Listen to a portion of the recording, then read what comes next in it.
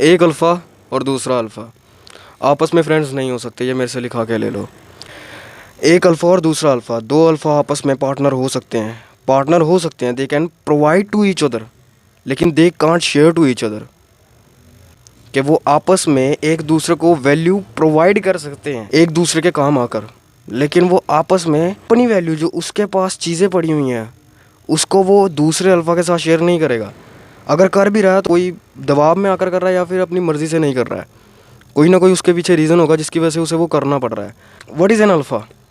एक ऐसा लीडर है जिसके अंदर पैदा होते से ही चाहत है लीड करने की, लोगों को लीड करने की। यहाँ पर दो टाइप्स आ सकती हैं इनकी। एक होता है जिसके पास सच में उसके अंदर दम है, उसके पास चीज़ें, उसके पास रिसोर्सेज हैं, उसके पास वैल्यू है, इसीलिए वो अल्फ़ा है और वो लीड कर भी सकता है और लीड करना जानता भी है और लीड करना चाहता है। एक होता है जिसके पास अभी कुछ नहीं है, जिसके पास वैल्यू नहीं है, जिसके पास मनी नहीं है, जिसके पास रिसोर्सेज नहीं है, लेकिन जेनेटिक वाइज किसी ना किसी कारण की वजह से वो पैदा होते से ही लीड करना चाहता है, वो टॉप पर रहना चाहता है। ये क्वालिटीज़ मेल और फीमेल दोनों में हो सकती है, क्योंकि आजकल फीमेल्स में भी ये क्वालिटीज़ आ रही हैं। तो इसलिए इधर यहाँ पर हम इक्वालिटी लेकर चलेंगे, जेंडर इक्वालिटी। तो एक फ्रेंड ग्रुप में दो अल्फाज का होना आपस में डिबेट शुरू कर सकता है। कैसे? अगर किसी भी एस्पेक्ट में कोई भी डिसीजन लेने की बारी आए, अगर किसी भी फ्रेंड ग्रुप में एक अल्फ़ा होना he is a preferable point. क्योंकि देखा जाए तो एवोल्यूशन वाइज देखा जाए तो अगर हम जहाँ पर हम केवमैन टाइम पर रहा करते थे केव में, तो वहाँ पर एक ही अल्फ़ा हुआ करता था जो कि बड़ा पुराना बुज़ुर्ग हो सकता है या फिर सबसे पावरफुल लीडर हो सकता है वहाँ का, जो कि प्रोवाइड सबसे ज़्यादा करता है। तो वो जैसा बोलता था वैसे बाकी इंडिविजुअल्स करते थे। लेकिन यहाँ पर अगर दो इंडिविजुअल्स ऐसे आ गए जिनके पास इक्वली अमाउंट ऑफ पावर है, एक अल्फ़ा भी उसी तरह का प्रोवाइड कर रहा हो और दूसरा अल्फ़ा भी उसी तरह के रिसोर्सेज को प्रोवाइड कर रहा हो एक फ्रेंड ग्रुप में या फिर एक ग्रुप में, तो फिर होते हैं कॉन्फ्लिक्ट्स पैदा।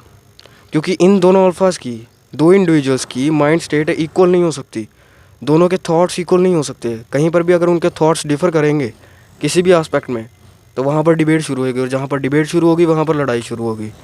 इसलिए फ्रेंड ग्रुप्स टूटते हैं, इसीलिए लड़ाइयाँ होती हैं। कभी भी देख लो, अगर कोई भी फ्रेंडशिप टूटी हो, जो कि एक ह्यूज ग्रुप की फ्रेंडशिप थी जिसमें काफ़ी सारे इंडिविजुअल, 4 5 6 7 8 जितने भी इंडिविजुअल आ सकते हैं, अगर वो फ्रेंडशिप टूटी होगी तो कहीं ना कहीं एक इंडिविजुअल की वजह से टूटी होगी जो कि उस ग्रुप का लीडर होगा, या फिर एक दूसरा इंडिविजुअल जो कि नया नया आया होगा, जो कि लीडर नहीं होगा लेकिन सेकंड लीडर होगा। जहाँ जहाँ पर उनके थॉट्स डिफर करेंगे, जहाँ जहाँ पर उनकी वैल्यूज़ डिफर करेंगी, जहाँ जहाँ पर उनके मॉरल्स डिफरेंट होंगे, वहाँ वहाँ पर कॉन्फ्लिक्ट पैदा होएगा। इसीलिए ग्रुप्स टूटते हैं, इसीलिए फ्रेंडशिप्स टूटती हैं। एक अल्फ़ा का दुश्मन हमेशा एक अल्फ़ा ही होगा, उसे बीटा का ही दुश्मनी का कोई फ़र्क भी नहीं पड़ता होगा।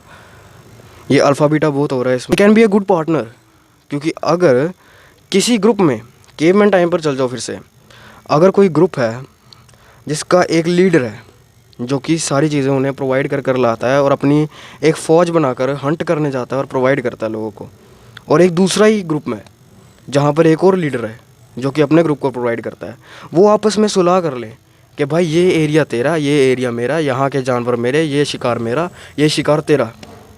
उसके हिसाब से वैल्यूज़ एक्सचेंज कर कर चल सकते हैं, लेकिन वैल्यूज़ शेयर कर कर नहीं चल सकते। कि तू मुझे अपने ग्रुप का जो भी रिसोर्सेज है तेरे पास, जो कि तू अपने ग्रुप को भी प्रोवाइड कर रहा है, तू मेरे ग्रुप को भी लाकर प्रोवाइड कर। ये चीज़ें नहीं चलने वाली।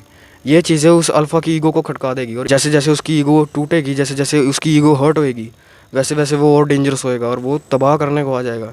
एवोल्यूशन वाइज भी देखा जाए ना तो मर्द ऐसे ही हैं जो कि पावर की डिमांड करते तो है, लेकिन आज के टाइम पर कोई पावर की डिमांड कर रहा है तो वो उसके कैपेबल नहीं है, इसीलिए वो कहीं ना कहीं अल्फ़ा नहीं है। इसीलिए वो इंस्ट्रक्शन सुन रही पड़ रही हैं लीडर से या फिर अल्फ़ा से। दैट्स ओनली द रीज़न कि तुम्हें पीछे चलना पड़ता है किसी के।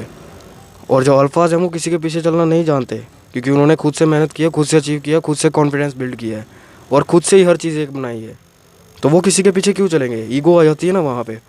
देखो, अगर तुम बात करोगे कि ईगो को क्यों लाना है बीच में, ईगो अगर तुमने तोड़ दी तो वो तुम एक मैनिपुलेशन वाली साइड में घुस गए, जहाँ पर तुम एक मैनिपुलेटर बन गए, जहाँ पर तुम एक ऐसे इंडिविजुअल बन गए जिसकी मॉरल वैल्यूज़ नहीं है, जो कि पावर की ऊंचाइयों को छू लेगा, लेकिन किस कॉस्ट पर?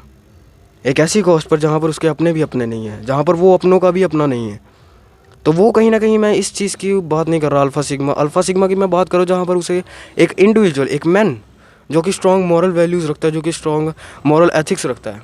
मैनिपुलेशन वाली साइड में अभी मैं नहीं जा रहा, वहाँ पर मॉरल वैल्यूज़ की कोई नीड नहीं है, वहाँ पर पूरा ज़मीर मर चुका होता है। लेकिन अगर एक फ्रेंड ग्रुप में, एक बेसिक फ्रेंड ग्रुप में, अपने मोहल्ले के भी फ्रेंड ग्रुप में देखो तो एक आदमी होगा जिसकी चलती होगी। ज़रूरी नहीं है कि उसके चले ही चले, क्योंकि काफ़ी सारे इंडिविजुअल होते हैं जिनको अपनी अपनी प्रेफरेंस से फ़र्क पड़ता है, लीडर क्या बोल रहा है कुछ नहीं पता, तो इसीलिए वो इंडिविजुअल्स निकाल दिए जाते हैं ग्रुप से। कि एक जो अल्फ़ा है, अगर तुम उसके रास्ते में आए, अगर तुम उसके आगे अल्फ़ा बनना शुरू किया तुमने, तो तुम भी फ्रेंड ग्रुप से निकाल दिए जाओगे। अगर तुम्हें अल्फ़ा बनना ही, अगर तुम्हें लीड करना ही, अपना एक अलग से ग्रुप बनाओ जो कि तुम्हें सच में रिस्पेक्ट करता हो। लेकिन अगर तुम अल्फ़ा को जाकर ही चैलेंज कर रहे हो कि नहीं तेरी यहाँ पर चल रही है और मैं भी अपनी यहाँ पर चलाऊँगा, तो वो तुम्हें मॉरल एथिक्स को भी भूल जाएगा तुम्हें हराने के लिए, तुम्हें गलत प्रूफ करने के लिए फ्रेंड ग्रुप में।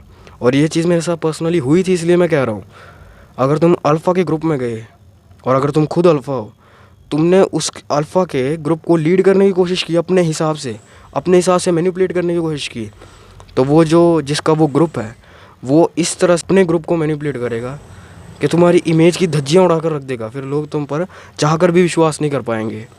इसीलिए टू अल्फाज can not be friend, they can be a very good partner.